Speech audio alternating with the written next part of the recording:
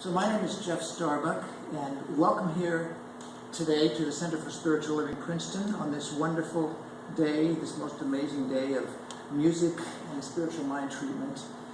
We're being led in this, in our efforts by our wonderful minister, Reverend Dr. Karen Kushner. And I'm going to speak for just a few minutes about an important aspect of this teaching, namely the law of attraction. Plus, I'm going to announce and read just briefly from my recently published book of poetry, Snapshots in Eternity, stitching together the four corners of existence, because that's what this, in one way, what this teaching is about stitching together the four corners of existence, bringing together everything. The law of attraction, briefly stated, is like attracts like. This is the law of cause and effect. What goes around comes around. As you sow, so shall you reap. For every action, there's an equal and opposite reaction. It's the law of karma, the golden rule. To use computer language, it's the source code. It's a part of the source code, the basic operating system of the universe. And this is a law, meaning it is impersonal. It is always active, 24/7, 365. It never goes on vacation and never takes a nap. It's been around since before the birth of the sun, and it will be operating long after our great-great-great-grandchildren. Every thought we think, including daydreaming, and all of the thoughts we wish didn't count, do count. Every word we speak resonates out into this. I think of it as a field all around us, like a kind of a liquid gel that sort of resonates and vibrates and remembers and contains everything. The reason the golden rule says, do unto others as you would have them do unto you, rather than do unto others what you have the impulse to do regardless of the consequences, is exactly that. The consequences of our actions are inevitable, and so it behooves us to consider carefully what results we want to have coming back.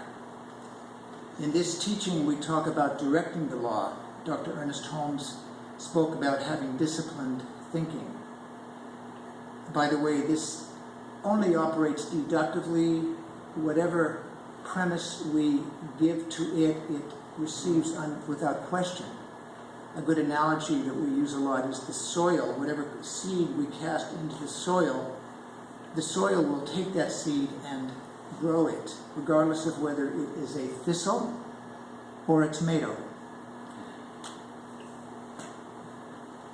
Thoughts become things.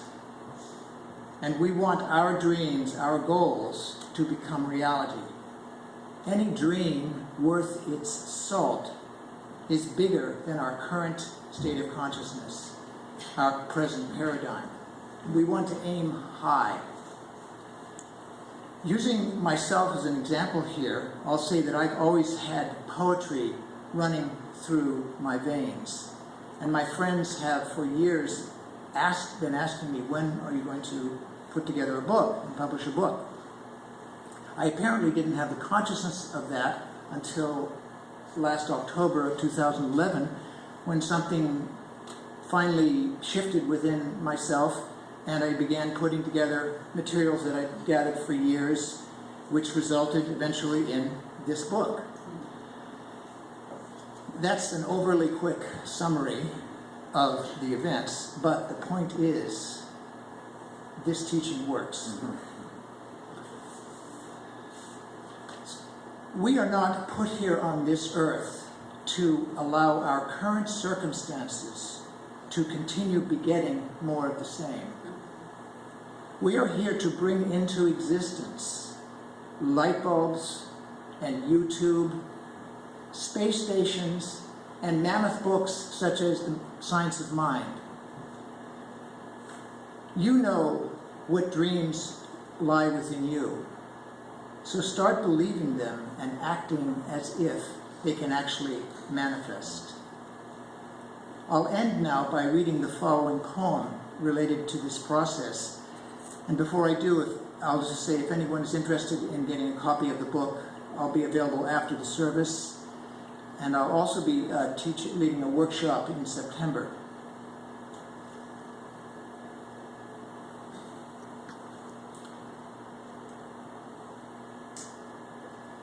My teacher used to say, remain in the current.